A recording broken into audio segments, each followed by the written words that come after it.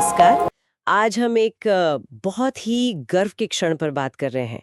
भारतीय वायुसेना के ग्रुप कैप्टन शुभांशु शुक्ला, वो अंतर्राष्ट्रीय अंतरिक्ष स्टेशन मतलब आईएसएस से पृथ्वी पर वापस आ रहे हैं। आज हम उनकी इस ऐतिहासिक उड़ान के मायने समझने की कोशिश करेंगे। हमारे पास इस मिशन से जुड़ी कुछ खास जानकारियां हैं। देखिए, ये सिर्फ एक अंतरिक्ष यात्री की वापसी भर नहीं है, बल्कि ये भारत के अंतरिक्ष कार्यक्रम के लिए एक अहम पड़ाव है ना? ग्रुप कैप्टन शुक्ला ने एक्सियम 4 मिशन के तहत आईएसएस पर 18 दिन बिताए। सोचिए, 18 दिन अंतरिक्ष में। और ये कोई आम सरकारी मिशन नहीं था, सही? बिल्कुल नहीं, ये एक अहम बात है। एक्सियम 4 एक निजी कंपनी एक्सियम स्पेस का मिशन था। तो ये दिखाता है कि भारत अब कैसे निजी कंपनियों के साथ मिलकर अंतरिक्ष अन्वेषण के नए रास्ते खोल रहा है। ये सरकार से सरकार सहयोग वाले पारंपरिक मॉडल से थोड़ा हटकर है और इससे भारत को आईएसएस तक तेजी से पहुंच मिली और शायद ज्यादा लचीलेपन के साथ भी। तो ये निजी भागीदारी मतलब प्राइवेट पार्टनरशिप भारत के लिए क्यों इतनी महत्वपूर्ण है? क्या ये इसरो के अपने कार्यक्रमों जैसे गगनयान उससे ये अलग चीज है? हाँ, देखिए, ये अलग भी है और एक तरह से पूरक भी है। इसरो गगनयान पर काम कर रहा है, बिल्कुल। वो भारत का अपना मानव अंतरिक्ष उड़ान कार्यक्रम है। लेकिन एक्सियम जैसे मिशन भारतीय अंतरिक्ष यात्रियों को तुरंत फौरन अंतर्राष्ट्रीय मंच पर अनुभव हासिल करने का मौका देते हैं। और साथ ही ये भारत में जो उभर रहा निजी अंतरिक्ष उद्योग है, प्राइवेट स्पेस इंडस्ट्री, उसको भी बढ़ावा देता है। सोचिए जरा, भविष्य में भारतीय कंपनियां भी शायद ऐसे मिशन आयोजित कर सकती हैं। दिलचस्प।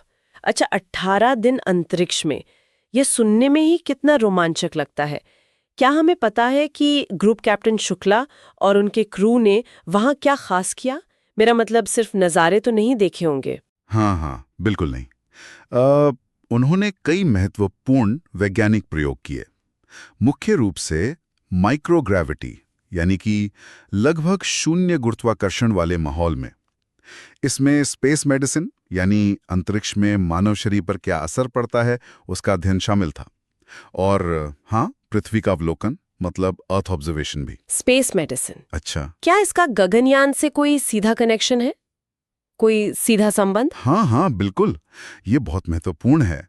जैसे उदाहरण के लिए, अंतरिक्ष में लंबे समय तक रहने पर हड्डियां कमजोर होती हैं, है ना? मांसपेशियां घटती हैं, फिर वो रेडिएशन का खतरा होता है। तो इन प्रयोगों से जो डेटा मिला है, वो सीधे तौर पर गगनयान मिशन की योजना बनाने में मदद करेगा। हमें यह समझना होगा कि अपने अंतरिक्ष यात्रियों को लंबे मिशन पर सुरक्षित और स्वस्थ कैसे रखा जाए। तो एक्सियम 4 की ये प्रयोग उस दिशा में ठोस कदम है। और वो माइक्रोग्रेविटी वाले प्रयोग, क्या उनसे कुछ नया पता चला या उनका क्या मकसद था? देखिए, माइक्रोग्रेविटी में चीजें पृथ्वी से बिल्कुल अलग व्यवहार करती हैं। इस माहौल में जैसे नए तरह के पदार्थ बनाना या दवाओं का बेहतर क्रिस्टलीकरण करना या फिर धातुओं के नए मिश्रण एलॉयज वो तैयार करना संभव हो सकता है। तो ये प्रयोग न केवल मौलिक विज्ञान को आगे बढ़ाते हैं, बल्कि भविष्य में अंतरिक्ष आधारित निर्माण या शोध के लिए भी रास्ते खोल सकते हैं। और इसमें भारतीय उद्योग भी शामिल हो सकता है आगे चलकर। अच्छा, तो मतलब ये प्रयोग सिर्फ वैज्ञानिक जिज्ञासा शांत करने के लिए नहीं है। ये भारत के भविष्य के अंतरिक्ष मिशनों और शायद नई इंडस्ट्रीज के लिए भी जमीन तैयार कर रहे हैं। एकदम सही, बिल्कुल। ये भारत की बढ़ती क्षमताओं का एक तरह से प्रदर्शन है। हम न सिर्फ अपने मिशन भेज रहे हैं, बल्कि अंतर्राष्ट्रीय निजी मिशनों में भी सक्रिय भागीदार बन रहे हैं। ये वैश्विक अंतरिक्ष अर्थव्यवस्था में भारत की भूमिका को और मजबूत करता है। और अब वापसी का समय आ गया है। सुनने में आया है कि क्रू कैप्सूल 15 जुलाई को दोपहर करीब 3 बजे भारतीय समय के अनुसार प्रशांत महासागर में उतरेगा। लखनऊ में उनके घर पर तो जबरदस्त जश्न का माहौल होगा। हाँ, निश्चित रूप से। ये पूरे देश के लिए, हम सबके लिए गर्व का पल है। एक सफल मिशन का सुरक्षित अंत हमेशा बहुत महत्वपूर्ण होता है। तो संक्षेप में कहें तो ग्रुप कैप्टन शुक्ला की ये उड़ान सिर्फ एक व्यक्तिगत उपलब्धि नहीं है। ये भारत के अंतरिक्ष कार्यक्रम के विस्तार, निजी क्षेत्र के साथ साझेदारी की शुरुआत और भविष्य के महत्वाकांक्षी मिशनों जैसे गगनयान की तैयारी का प्रतीक है। ये दिखाता है कि भारत अगली पीढ़ी के अंतरिक्ष अभियानों में नेतृत्व करने को तैयार है। बिल्कुल।